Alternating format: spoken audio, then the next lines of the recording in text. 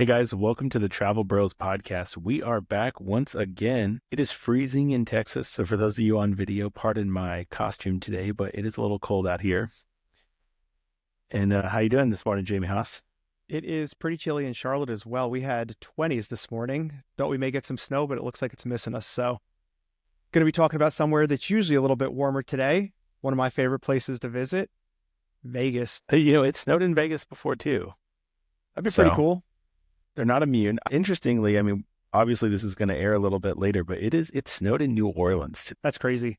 which is pretty wild. I was in Austin this weekend. We drove back up last night, and it snowed there today too. So crazy times out here. But yes, let's warm ourselves up. We are talking Las Vegas today. We're mostly focusing on the Strip, and I think we've got about 10 properties we're going to highlight today and what the benefits are and some of the reasons that you should book them. Pretty excited. I used to live in Los Angeles. I used to go to Vegas way too much in my past life. Not as much so now with the kid and doing everything. Vegas is a great time for anybody. I think that's the cool thing. The secret about Vegas to me, if you don't gamble, I think it's fine. If you gamble, it's fine.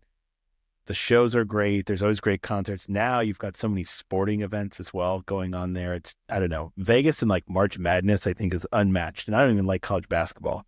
But you go in there, get near the MGM Sportsbook, and just, man, it gets crazy during some of those good games. It's fun. Yeah, Vegas is really turning into such a sports town. I just went back in December. I'm a Falcons fan, so I went to the Falcons-Raiders game.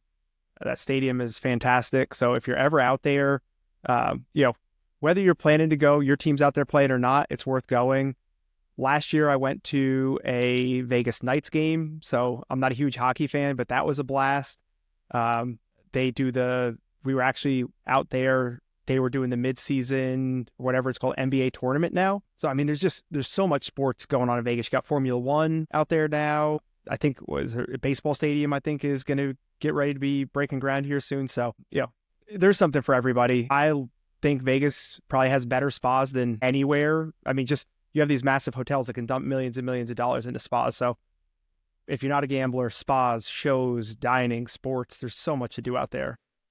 That's interesting. I do love a good spa, and I don't think I've done many of the Vegas spas. So let's maybe touch on some of those in this video.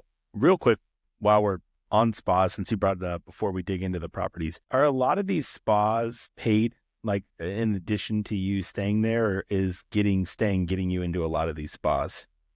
You usually get in cheaper, and it actually depends on the day. Some of them, and I'd have to double check, but it usually during the week, it's either going to be free or cheaper if you're staying at the property. I know I've paid just to use spa facilities, but we'll typically just book a treatment, and then that gives you access while you're there. I think it's going to be property dependent. We can, as we're going, maybe we can take a look and see. Okay. Yeah, just an interesting tidbit, because in my head, I always felt like you saying the Vegas spas are nice. I think one of the things that stopped me from going is just pricing in general. Yep. I'm just like, oof, a lot of places you can sneak into the spas, at least for free in most luxury hotels. So I feel like I've been scared off. But well, I'm going to hit everybody with a quick money-saving tip up front in this episode. So wow. The spa pricing in Vegas in general is fairly pricey. You're paying resort prices for spas plus a little bit. But many of them are actually on Spa Finder. So if you know what Spa Finder is, they sell discounted gift cards at Costco. So typically it's $80 for a $100 gift card. Typically around Mother's Day and Black Friday, they go $70 for $100.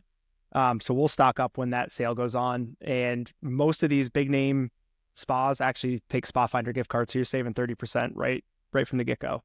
Wow. People don't even pay for this podcast. Incredible. Incredible money-saving deal right here. All right. Well, that was a great, man, I feel like we should have put that in the last 5 minutes, but, it's up front, so let's go. So let's start off with a property. I feel like it's pretty clear we're both homers of this whole entire hotel chain, but let's start Four Seasons, Las Vegas.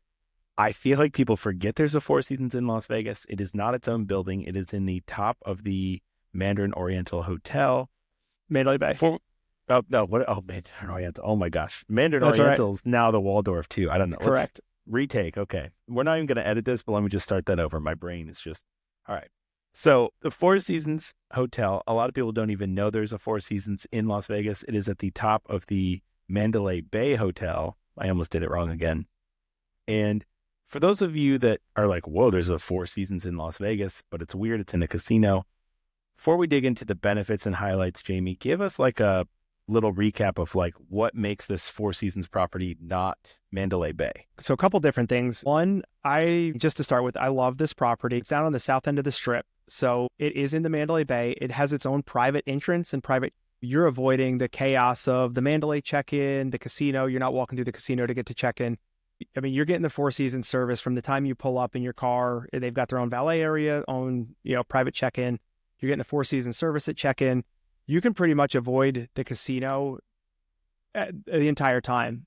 So if I was coming to Vegas with family or want just a relaxing, like away from the action kind of stay, this Four Seasons is probably would be my go-to option. But you get the best of both worlds. So you're away from the action, but if you want to go to the casino, you have it. And you also get access to the Mandalay Bay pool area, which I would argue is probably one of the best in Vegas, particularly if you have kids. Four Seasons has its own pool, right? So if you want just a nice, quiet, relaxing pool, it's got its own pool. But if you've got kids that want to do the wave pool and get in the action, like you have access to all that Mandalay Bay stuff, which is really nice. So it's kind of it's a hotel within a hotel with the convenience of having access to everything that other hotel offers. No smoking. Yep, no smoking, which is nice. Well, Mandalay Bay too, on top of the wave pool, has a pretty great lazy river. Yeah, it's definitely awesome. So the lazy river cabanas are a huge. If you get like a bigger group, especially if you've got like family or kids, and obviously there's probably going to be some shithousery going on around you.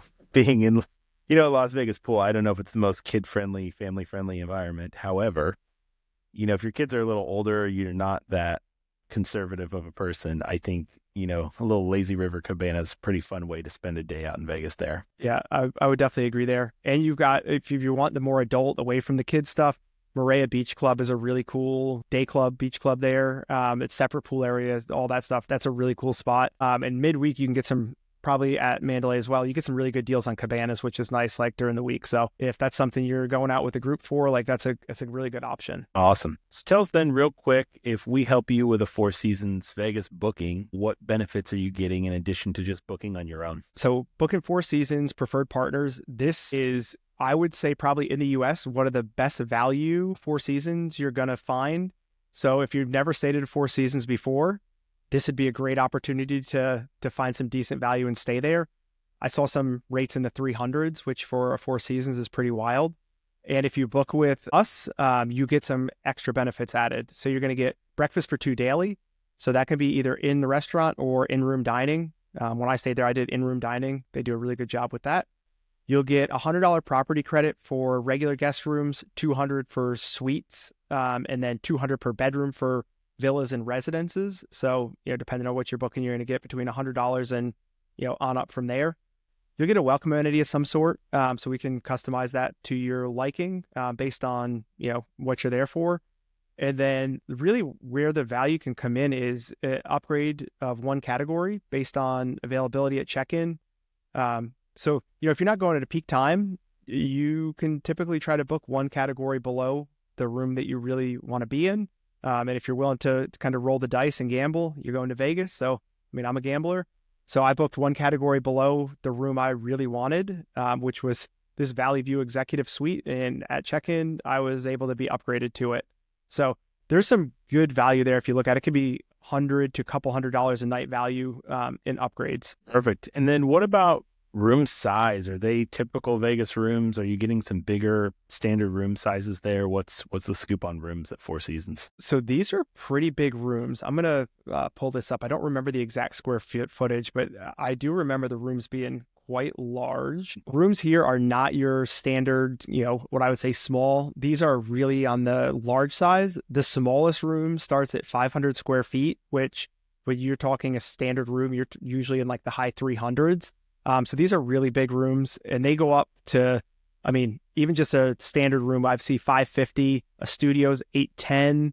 You start getting into the suites, the entry-level executive suites, 810 square feet, one-bedroom suite, 1,100. And it just goes up from there to if If you want to go all in on the penthouse, 3,400 square feet. So even just the standard room is going to be a really good size. I stayed in this Valley View suite, which was 1,700 square feet, and this thing was massive. It had so much space. It was probably one of the biggest hotel rooms I've stayed in. And like we did the room service breakfast in there, had the whole dining set up. It was great. So really big rooms, great if you're coming with family, great if you have a group and you want to do a suite and have a good place to hang out in. This would be a really good kind of home base. Question on the Valley View suite then, since you stayed in one. What is it says they're on 35th to 39th floor. Like what do you have a view of? It looks like it's one king bed and then you've got a sofa bed. Like what else is filling up all the space in the 1,700 square feet? I have to go through by my walkthrough, but when you walked in on the right-hand side, there was this huge dining area. I want to say it was probably seating for 6 or 8 people. You had a huge, like actual, I would say what I would consider an office. So like a desk and chair and everything. The living room was massive. If I remember right, there was 2 full bathrooms. I don't know that off the top of my head for sure, but yeah, I mean, it was huge. The living room was huge. The whole wall's glass, and it looked out over the desert. It wasn't like an amazing strip view or anything like that, but the size was really good. You could see some of the pool. You could see, the mountains and stuff in the background. So that was pretty cool. Fact checking you on the website, it says 1.5 bath, but okay, that makes sense. Close enough.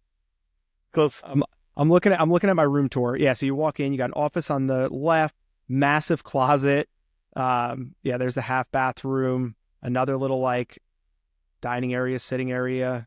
The master bathroom was huge, but the living room is really big. Another huge walk-in closet in the master bedroom. Really cool suite. Like I said, it was probably one of the biggest hotel rooms I've stayed in. And at the time, this was like tail end of the pricing was ridiculous. I think I paid like $500 or $600 for the room below this and got upgraded to it. Perfect. Not a common price, but not a common price possible. Anymore. Cool. And then before we move on to our next property, you got any spa or dining info for Four Seasons? So I have not spent a ton of time down here, but the Four Seasons does have its own spa, the Desert Oasis Spa. So that's supposed to be a really nice spa. It's one of the few that I have not done yet. Dining, I haven't eaten here, but I believe the Charlie Palmer Steakhouse is still open and a good option there. South end of the Strip is not my normal hangout area, so I would not say I'm an expert of what's going on at the Mandalay Bay. Okay. Fair enough. And there's a lot of different stuff too at Mandalay Bay that you're, essentially have access to. And now too, the W Hotel is attached to that whole Yeah, it's going to area. be cool when that gets open. Yeah, they've rebranded the Delano. So something to keep in mind. Is it open yet or not yet? I can't remember. They've changed the sign. Okay. So I didn't know if they were doing any remodel or not. I don't think so. I mean, maybe they're doing some floor by floor, but the W is on the side of the building. I saw it on, I don't know, somewhere on YouTube. So it's been switched. I don't know how active it is or if it's loaded into the Marriott Stars program yet, but we'll get to that. Yeah. All right. So we've moved on. Four Seasons. Let's go to the opposite end of the Strip. One of the only hotels I haven't stayed at on the Strip, which is unfortunate, but maybe we'll fix that soon. It's the Wynn and Encore. People that don't know, tell us about where Wynn and Encore kind of falls in the range of hotels. So I'm going to say Wynn, Encore, and Four Seasons are going to be like your top properties in Vegas. With Wynn and Encore probably, I don't know, in general being, probably the top property in Vegas, just between location. I mean, for the size of property, their service is really good. Just overall, they do everything right. I mean, top to bottom, this is probably what I would consider the number one hotel in Vegas with Wynn and Encore. And they are part of Virtuoso. So here we can get you some, extra benefits and stuff as well that we'll talk about a little bit. But I would say Wynn and Encore historically were the kind of the end of the Strip, right? Obviously things have expanded past then, but historically north end of the Strip, like if you're walking the Strip, Wynn and Encore kind of were the finish line for you. I mean, just beautiful properties. Steve Wynn, obviously like Mr. Vegas between, Mirage and Bellagio. And then finally, Wynn and Encore were kind of his final stamp on Vegas. Perfect. Now, real quick, let's just assume someone's real light on Vegas knowledge. We're kind of referencing them together. What is the difference between Wynn and Encore as hotels? So that's a tough one. I would not, I mean, you can differentiate them between two different properties, but they're connected. They're directly next to each other. Similar vibe, similar feel. I wouldn't say there's a whole big difference. A lot of people just refer to them as Encore as kind of a easy way to reference the two properties. So while Wynn is the original and Encore was added on, I wouldn't say there's a huge difference between the two of them. But you don't feel like one is like bigger room types or more recently renovated or any advantages like that, really? So Encore's the newer property. As far as renovations go, I don't know that off the top of my head that one's going to feel like, oh, these rooms are more dated than the other or vice versa. I think Encore probably has, that's where like the day club and stuff is. But other than that, I don't think you're going to feel like a big vibe difference between the two of them. Okay. Oh, that's helpful then for sure. What is your benefits that you can receive if you want to help booking through us that you would not get booking with yourself? So if you're staying at Wynn or Encore, we can book you through Virtuoso, which gets you breakfast for two daily, $100 property credit, upgrade based on availability, early check-in, late checkout based on availability. So some really good value there that can save you some money. You can use that credit towards the spa. Talking about spas, Wynn and Encore, they have some amazing spas there. I did the one at Wynn, I believe this was a few years ago. Really great massage, really nice, spa facilities. So if you're staying there, I highly recommend you use your property credit to hit the spa. Really nice. They have a ton of really good dining options there. W Steakhouse. There's a supper club, Delilah, I believe it is. And then you've got, just looking, if you haven't, even if you're not staying there, it's worth going by and seeing like the Lake of Dreams show. It's not as not like Bellagio Fountain over the top, but it's a cool show to check out if you're, wandering through the property. Perfect. And then what's the pool situation like for the poolophiles listening in? Yep. So you've got a couple, they've got a good number of pools there. And they even have an adult only, say like European style pool option. I don't know how often people are going European, but it is an adults only European style pool. So if you're looking to get away from the kids, you can do that. They've got really good pool service. So, food and beverage, poolside, you can get cabanas there. It's a full service, pool setup. We went when it was a little bit cooler out, but we did still go out and hang out at the pool. Really enjoyed it.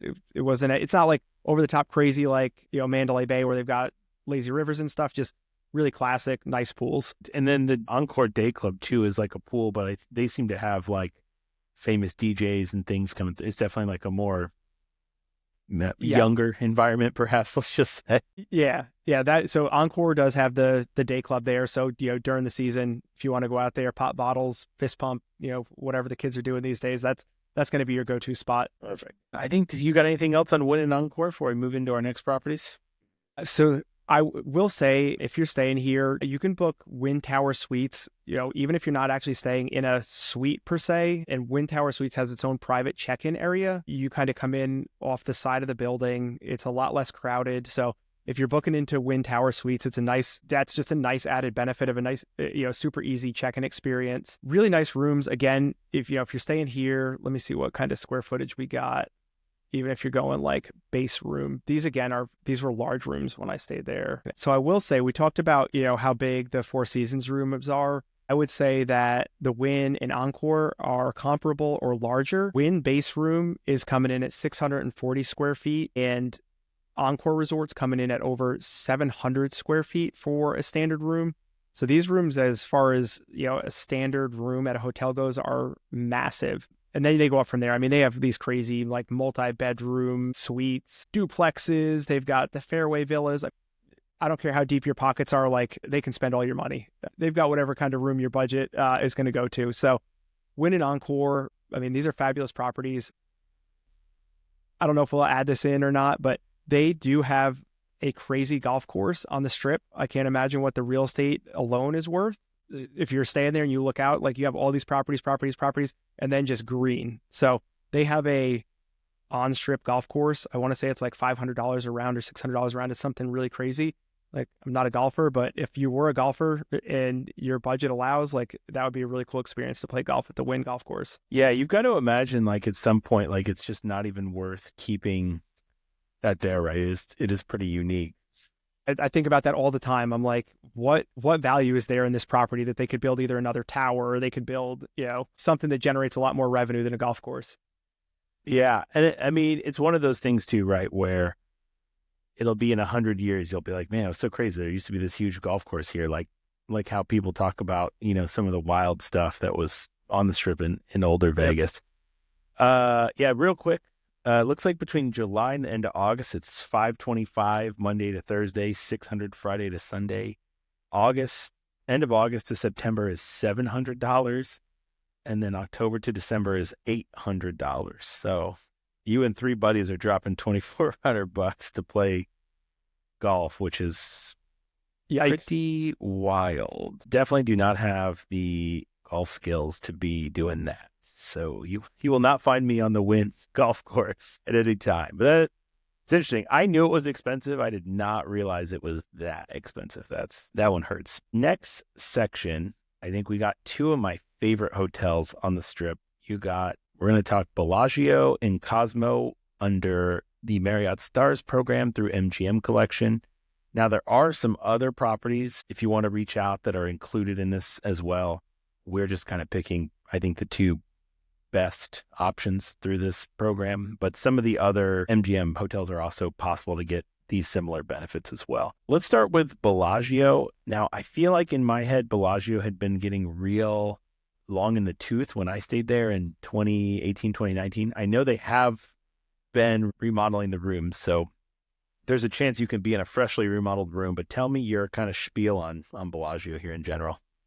So I don't want to guarantee, we can edit this out, but I believe all the rooms have been renovated. 2 or 3 years ago, I stayed at Bellagio in a renovated room. It was a 2-queen fountain view room. It was renovated. It was done really nicely.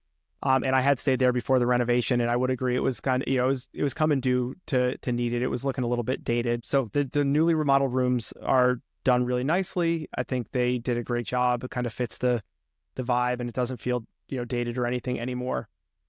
Bellagio is what I would say quintessential Vegas. If you were to show a picture of hotels in Vegas, this would obviously be, I think, probably the most recognizable Vegas hotel in the world. They're famous for their Bellagio fountains. So talking about using, all this real estate for a golf course, Steve Wynn did the same when he built Bellagio and used all this strip front property to put this fabulous, lagoon so they could have fountain shows in the evening. So that's one of the coolest features there. The fountains go off and goes to music and all that kind of stuff, which is amazing. Location wise, Bellagio is going to be hard to beat. You are dead center strip. Like I said, location. This is going to be super central, great spot. They've got a really nice spa. There's lots of shows there, some really cool dining options that look out over the fountains. So for a home base, it's tough to beat Bellagio. Nice pool area. Like I said, I think the spa is really nice. Even if I'm not staying here, I love coming walking through their conservatory. They always have the really nice flower displays and stuff like that. So over the holidays, they go all out, over the top. It's just really nice. So whether you're staying here or not, take the time, go walk through the conservatory, check out the flowers. It's super nice. Huge casino. I mean, it's like you said, it's one of your favorites, one of my favorite hotels. And then add in the benefits of the Marriott Stars program, this is a recent addition with, Marriott and MGM. So if you book with us and stay there, you're going to get breakfast for 2 daily that comes as basically $30 per person credit per room, $100 food and beverage credit on the room. You're getting complimentary Wi-Fi, upgrade based on availability, early check-in, late check-out based on availability. So that can be a really good money saver there. Perfect. Doing some research while you were talking, it looks like renovations are complete as of 2024. They've refreshed every suite, and they've refreshed all the rooms. One point of contention, maybe controversy, that I do remember reading back when 2021 and COVID, when they were refreshing some of these rooms, is that they got rid of tubs, and people were really upset, which I kind of love a tub in a bathroom, but I thought it was strange that people were just so outraged that they were talking about it all over social media. It looks like, in looking at some pictures, a lot of the suites have retained their tubs, but also let's talk, Bellagio is a humongous property, right? It's 3,950 rooms. It's gigantic. Even walking across it takes a long time. I'm glad you brought up the conservatory, because I do think that's really cool, even if you're not staying there. They usually do something really cool for Chinese New Year as well. They'll do the whole thing, and that's a time I've gone a few times which is really fun, or Lunar New Year, however you want to look at it. Man, the remodel looks great. I remember when I stayed in some of these rooms, they were like almost a little tacky for being like high-end luxury. Like there was a lot of weird purples in the room. I don't know if you ever experienced that. I had like a purple chair and like a purple, I forget what you call those things that are in front of the bed now at the moment, but yeah, purple dressers. And like they definitely went like real neutral tones. It's like a lot of blues, tan, a leather headboard, some nice sconces to get rid of the lamps and give you more nightstand space. I think they did a really good job, which a lot of times I feel like renovations start to look real cheap. You know, like you get these newer products and quality, and it's like, I don't know, they seem to like cut some corners, but they look nice. I would be really excited to go back and stay in a new room, I think for sure. So what now, booking with us at Travel Bros versus going out and booking on your own, what are some of the benefits we can throw in this MGM collection package? Yeah, so again, you're gonna get the breakfast for 2 daily. So that comes as comes as a property credit of basically $60 per day, and then a $100 just overall property credit once per use. Food and beverage, you can use that on food and beverage.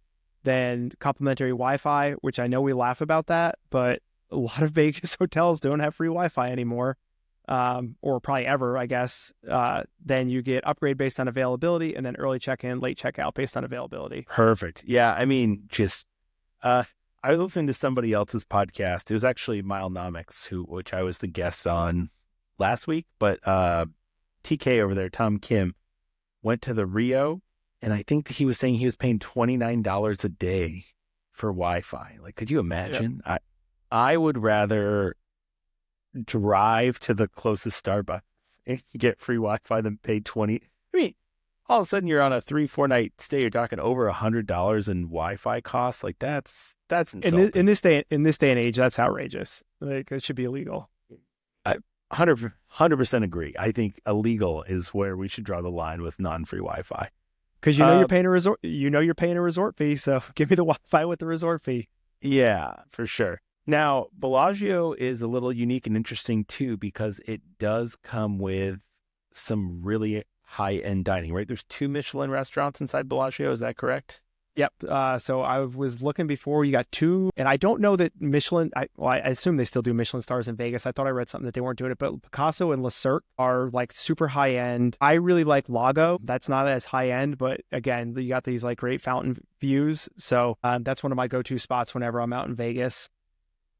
But yeah, really great dining options there, and a lot of them look over the fountain. So that's a good spot. Like again, if you're not staying there, go check out the dining. They got some really good stuff there.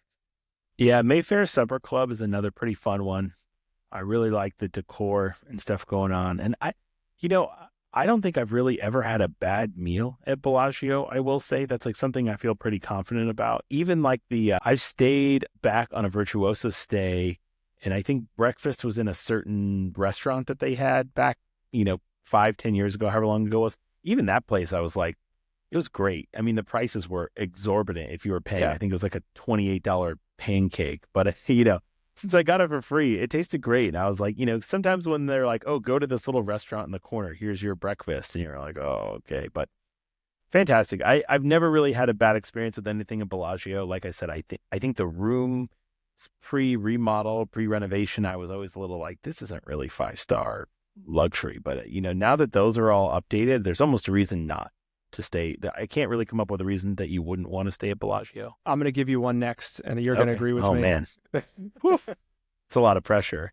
Do I move to the next hotel? Is that part of the reason why? That's it, yeah. So Cosmopolitan is the next one under the Marriott Stars MGM collection. This is my favorite hotel in Vegas, and I will kind of go into reasons why. So you're not going to get the service that you're going to get at like a Wynn or a Four Seasons per se. You're getting the premium location, right? So you talked about Bellagio being center strip, premium location. Cosmopolitan is directly next door. So I love the vibe here. It's got, the vibe of Cosmo, super modern, super, kind of hip vibe.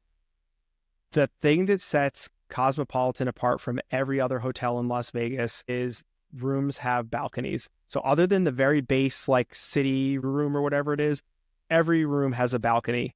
And my favorite is you get a fountain view room. So you have a balcony you could sit on and look out over the Bellagio fountains. So you're basically getting the benefits of the Bellagio fountains, staying at a different property and getting a way better view of them than you would staying at Bellagio. So to me, there's nothing better than either before you're going out in the evening or after you get back at 2, 3 o'clock in the morning, just sitting on your balcony, looking out over the Vegas Strip and just really taking it all in. And, talking about, we were just talking about tubs and rooms there. My favorite room at the Cosmopolitan is the 1-bedroom fountain view suite. It's probably one of my favorite hotel room layouts anywhere. It's not some massive suite, but it's got a kind of a living area. It's got the bedroom area, but the bathroom is, in my opinion, what really sets it apart. You've got a walk-through shower, and then on the other side of the shower, you have this giant Japanese soaking tub with a window that looks out over the fountains. So, you can fill up this bath that is like, it's a really deep Japanese soaking tub. It's huge, and you could sit in this bathtub and look out over, the Bellagio fountains and enjoy that view. So that's one of my favorite rooms in Las Vegas. And I really just love this property. I love the dining here. I know you didn't ask me, but they've got Momofuku, which is really good, which is, kind of a nicer restaurant. You've got Secret Pizza, which has really good pizza. You've got, what other places do I really like there? There's a Jose Andres restaurant there. You've got Egg Slut, which is a really fun breakfast spot. There's just so many really good dining options here. I love this property. I'm going to be the counterbalance since you love Cosmopolitan so much. I'm going to say this. If you are not staying in a balcony room, I feel like there's no point in being at Cosmo. So I'm just saying. I agree. I 100% agree. I would rather stay elsewhere than stay in a room here that doesn't have a balcony. I 100% agree with you on that. I was hoping you disagree, but that's fine. So we'll just keep that in mind. I think, just something to keep in mind. I think the real value is the balconies and some of the rooms there. I think if I was stuck, I've been in an interior room at Cosmo, and I would much rather just be at the Waldorf Astoria. Yep, I would agree. Which is steps away. You can walk and get into Cosmo. Because Cosmo's biggest value to me is I really like the lobby bar there. The chandelier bar is awesome. Yeah, chandelier bar. I like a lot of the dining there. I kind of like even how the casino is laid out. And so I like spending time there, but I think if you get away from those balcony rooms, it's pretty underwhelming, especially the price that they ask. So, if someone reaches out to us, I would definitely push them into doing a balcony room, or maybe, price-wise, if you go match or match, almost thinking, maybe there's some other places to stay. Yep. And they have the wraparound suites too. So, people talking about if you're coming to Vegas for a bachelor or bachelorette party, you can, I've recommended people do we said you don't want to stay there if you're not staying in a balcony room, but book some of these cheaper 2-queen rooms and then get one wraparound terrace suite. It's got this massive, they're the corner room. So you've got balcony on both sides, really big living space. So you kind of make that your gathering hangout area. And then you just do the most affordable other rooms possible. But yeah, they just got some really cool rooms there. It's 2 separate towers. So you've got the Chelsea Tower and the Boulevard Tower. Each one actually has its own fitness center, which is kind of interesting. I don't want to say they're like separate hotels, but there's multiple different pools there, different fitness centers, things like that. So it's just a really good, I love this property. I will say my one negative, this drives me crazy, where Wynn in Four Seasons blow them away. They still use plastic cups in the hotel room, and that drives me insane for the price you're paying. That is pretty bad. And now that it's in it's an MGM, it's probably not going to get much nicer. I would imagine over time. I feel like that was a holdover from COVID, and they just haven't gone back. That is a bummer. What about, and there's some speakeasies on the property, I think, as well, right? Yeah, so I have not done the speakeasy, but I know there is a speakeasy bar there. And they also just opened this new dining experience in the last year or two. What is this? I'm going to have to look this up because I had it booked for my last trip and we ended up canceling it. They really hiding things at this property. I don't know if they just built it poorly, but Secret Pizza is obviously not even a secret. That place has been open, 15 years? Since they opened. There's no sign, I guess, in theory, but it's there's a line halfway around the second floor most of the time. You figure out where Secret Pizza is pretty easy. It was cool. I remember I went like the month they opened, and it was even like a little hard to find at first, but you can't really have a secret place open indefinitely. I Yep, would argue. I I mean, would maybe you agree. can, but it is interesting marketing. I think they were one of the first people in Vegas, because I feel like every Vegas property now has a speakeasy or some I would kind of agree. hidden thing. I think Cosmo really should deserve credit for kind of pioneering that on the Strip for sure. So this place, Super Frico, if I'm saying that right, looks really cool. It's like a dinner show experience. It's by Spiegel World. So if you're familiar with Spiegel World, they do the Absinthe show, and I think some other like kind of funky different shows. But if you're staying at Cosmo, it'd probably be worth checking out. I really wanted to check it out last time. It just didn't work into our schedule. Nice. And did we cover Our benefits if you book with us. So these are going to be the exact same benefits we discussed at Bellagio, but you're going to get breakfast for 2 daily in the form of $60 property credit. You'll get $100 food and beverage credit. You're going to get upgrade, early check-in, late checkout based on availability. So it's definitely some money savings there. And what's nice, like with the breakfast credit, you can use it at a bunch of different places. The buffet there is really good, or you go to Egg Slut, or I mean, there's a lot of options. So some good value there. Have you done Wicked Spoon since? I actually went not this past December, but last December. And it was still really good. They do a really, really cool, like a lot of individual portions, which is a little bit different for a buffet, right? So a lot of like, one little small plate kind of things, and you grab a bunch of small plates. So the quality was still pretty good since Vegas. So it's worth a stop in. Yeah, I'm not a big buffet person, but I did always like that buffet, but I haven't been since COVID, so it's hard to really know if it's held up through the test of time there. Yeah, I'd say check it out. Like you said, you've got this credit every day, so you do that one day, go somewhere else another day. You can kind of mix it up. For sure. All right, our last part of the Strip. Let's do Waldorf Astoria, I think, first under the Hilton for Luxury program, just because these properties are literally adjacent to each other. Now, this property used to be a Mandarin Oriental, which I said before, but this is the actual original Mandarin Oriental. I think it has some unique things. I really like where it's located. The main floor is not the lobby. So you take an elevator up to I don't even know. Let's just call it the 20th floor, something like that. It's in there somewhere. Whereas like the main lobby, and they have a tea room that they've kind of kept over from the Mandarin Oriental side. I love that as well. I really like the rooms here too. It's just even though it's brand switched to a Waldorf, I feel like it's kind of kept a lot of that Asian build style and vibes, like the dark woods and a lot of things. And it's not a casino. It's not a gaming hotel. And you have the upside of you can walk to Aria, Cosmo quickly, and you've got Crystals, which is something else with Cosmo too. Like you're walking distance to Crystals Mall, which probably gives you another good 20, 30 dining options right across the mall. So I think location-wise, all things equal, Waldorf, if you're literally just like looking at a location-only stay, I think Waldorf is like in my top picks. But why don't you hit us, Jamie? What's the scoop with Waldorf Astoria Vegas? What do you get from booking with us? What's it like from what I didn't cover? No, so I would agree. Again, we talk about Cosmo and Bellagio, great location. Waldorf, I would agree, one of the best locations in Vegas.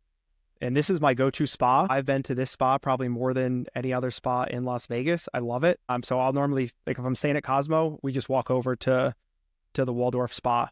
It's not the biggest spa you're going to find at any of these casinos. It might not even be like the most luxurious, but they're their giant hot tub looks out over the Strip. It's got a big window that looks over the Strip, which I absolutely love. So the massages are really good here. So like I said, I come here just for the spa. It's my favorite spa in Vegas, or one of my favorite spas in Vegas. But what do you get when you're booking Hilton for Luxury, staying at the Waldorf? So you're going to get breakfast for 2 daily. You're going to get $100 property credit, welcome amenity, upgrade based on availability, early check-in, late checkout based on availability. And one perk that's fairly unique to the Hilton for Luxury program is you also get double Hilton points.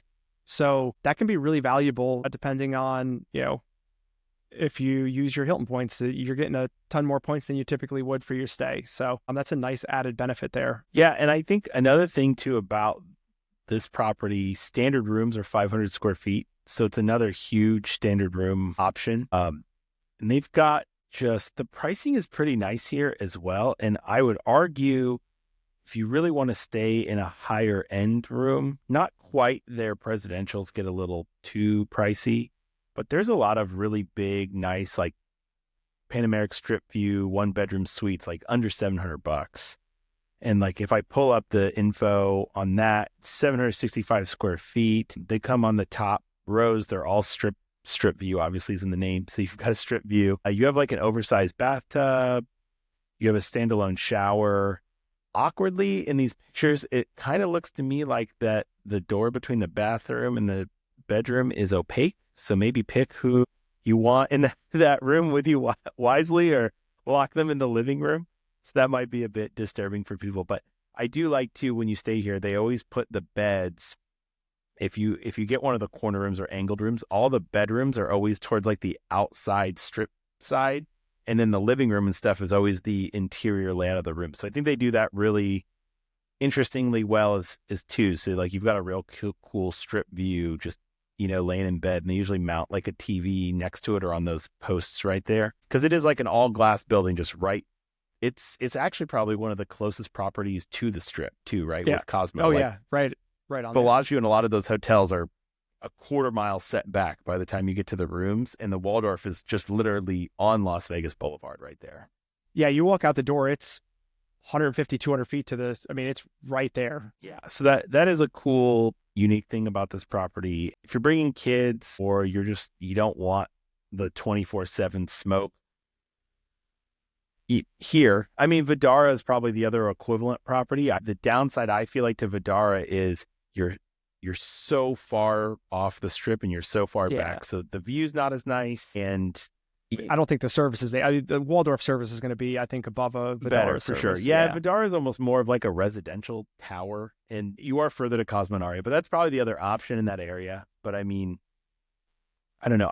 I've always found the Waldorf prices really nice. And if you start getting into these like villa 1-bedroom suites, 1-bedrooms, it's you have like tons of marble, a lot of seating space, just really nice laid out, especially if you want people to hang out. Like clicking here, the villa 1-bedroom suite, 1,600. It's humongous. So it's like 3 base rooms. Yeah. Well, you talk about it. I mean, it was a Mandarin Oriental to begin with, so it was a really good quality build when they built these things. For sure. Yeah, and there's some rooms too that are like 3,000 plus feet if you really need, to get extra crazy. I think I'll be okay in my normal villa 1-bedroom suite, but some people need it all. Anything else unique about Waldorf Astoria, or like a reason, the other properties under the Hilton for luxury program is Resorts World. Like short of the obvious geography difference, I think Waldorf is better. What do you see making you pick the Waldorf over Resorts World? I mean, I think to me it's location. So obviously a smaller property, more intimate. Between that and location, I would probably say Waldorf over Resorts World. Okay.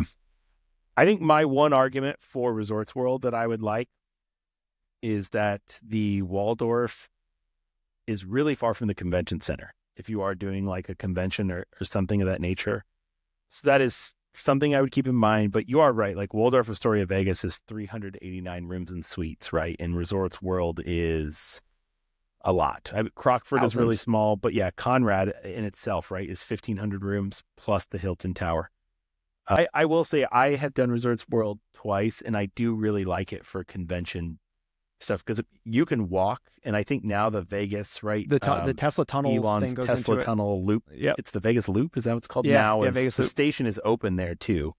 But even without that, as long as the weather's nice, like the convention I usually go to is in March. It's a 10-minute walk, and Vegas in March is decent. Throw a little light coat on, and it's a 10-minute walk, or take your tunnel Tesla. Yep. I think the other one that you may make an argument for is probably the pool scene, right? So Waldorf being a smaller property, it's going to be, it's not some like massive, like great pool scene where Crockford's, Conrad, Hilton, you've got this massive property that has it has a really good pool scene there. Yeah. And maybe the one other argument for Resorts World that would get me excited is that it might have changed a little bit, but I think the last time I was at Resorts World was 2022. And then I went in 2021 as well.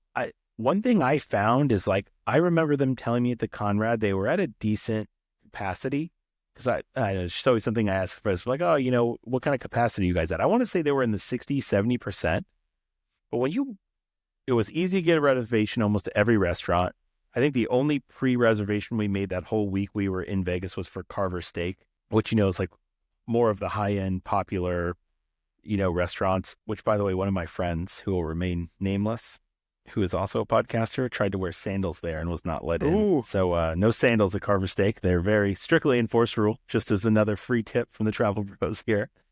But every other restaurant was easy to just walk into, right? And then walking around the mall and a lot of that area and the casino, it didn't really feel like it was a zoo, which probably the difference, right? When you're thinking of like Caesars, Venetian, Cosmo, I think a lot of the people there are not staying there, right? It's a lot of just foot traffic, people eating, whatever. And Resorts World being so far north, I think doesn't quite get as much of the foot traffic flow. So it does have that little bit more of like a luxurious experience if you don't like being around people. A lot of people say that, but it's not really true. But if you're really like, it's kind of like an introvert's paradise, perhaps, over at Resorts World. And you don't really have to leave. How many food and dining properties are at Resorts World altogether? There are a ton there. I'd have to pull up my notes, but there is a lot of food and beverage options there, Lizzie. Over 40 food and beverage options. Yeah. And I will say, I really like, they've got like a pretty nice food court there. Mm-hmm. So we did that the last time we were there. I thought that was cool. Like you can order from a bunch of different places and then, on like this iPad type thing. So really good food options there. Perfect. And then I guess we like really just jumped into Resorts World without really digging in. People are newer to Vegas, haven't been in a long time, or just don't pay attention to Vegas. What is Resorts World and what does it encompass? How about that first? So this is one of the newer properties on the Strip. It is, we're talking about location. It is a convenient location for the convention center. Otherwise, it's kind of, out on its own on the north end of the Strip. So you're talking about not getting a ton of traffic. You're not going to walk there from most places. It's kind of out on its own. So that to me is like one of the, it's a plus if you don't like the crowds. It's a negative if you're wanting to, kind of wander the Strip. You're kind of walking through no man's land to get to the heart of the Strip. So you're probably Ubering or, taking a bus or something if you need to. But like Joey said, you don't really need to leave here, right? If you're coming for a couple days or you're coming for the convention, it's got everything you need there. It's got really nice pool area. You've got spa there. You've got plenty of dining options to keep you busy. And Resorts World is made up of 3 distinct hotels. You've got the kind of entry level is the Hilton. Conrad is, kind of your entry level luxury property. And then Crockford's is their hotel within a hotel, right? So that's the top end. For the most part, the big thing that sets Crockford's apart is it's going to have a separate, private check-in area, which is kind of nice. And they do like some pastries in the morning and a really cool welcome drink. Their keys are really neat. They still give you like a physical key, but it has like an RFID chip on it. So you have a physical key, but you tap it to open the room. So that's kind of cool. I've stayed at Crockford's and Conrad. I stayed at a suite at Crockford's, which was really nice. I stayed in a base room at Conrad. And again, like that was fine as far as Vegas rooms go. So I think either one, they price out pretty decently, actually. A lot of times Conrad's running a free night promo. So I've booked quite a bit of stays at the Conrad for people, and it actually works out. The Hilton for luxury rate is cheaper than any publicly available rate, which is pretty nice. That is super helpful. I've done the lobby bar at Crockford's, which you don't even need to be staying there in general. You can just go over there. They had a really great bartender when I was there. It's very low traffic too. Like we were trying to find a place to drink on a Saturday night. I think we did the Baccarat bar and it was just a little loud. We tried the Conrad lobby bar and left immediately.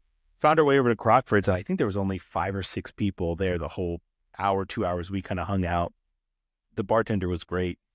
The drinks are not really going to be budget friendly, but what is in Las Vegas? And I have noticed now, I didn't get a chance to go, but there's a tiki lounge, like a, old school, like tropical tiki I like tiki lounges. Bar. Yeah, me too. So that's kind of on my radar if I go back.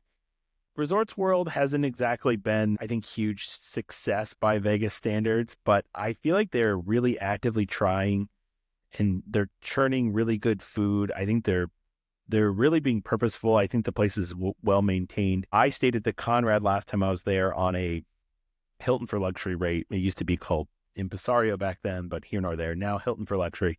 I was upgraded to a huge suite at the Conrad. Oh, nice.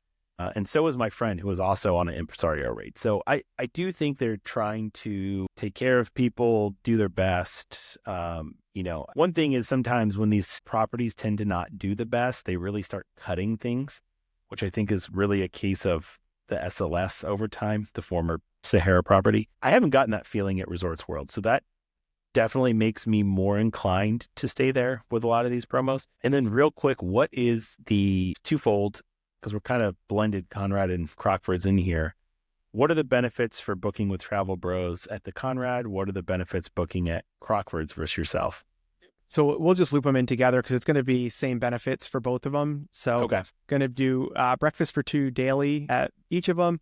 Going to be $100 property credit. I believe we're still doing a welcome amenity here, upgrade, early check-in, late checkout based on availability, and then the double Hilton points, which is a really nice perk of the program.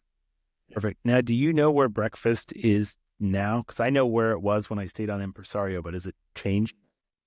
I don't know the answer to that question off the top of my head. Okay.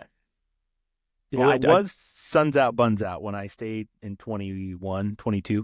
So hopefully it's still the same. That was where it was when I was there as well.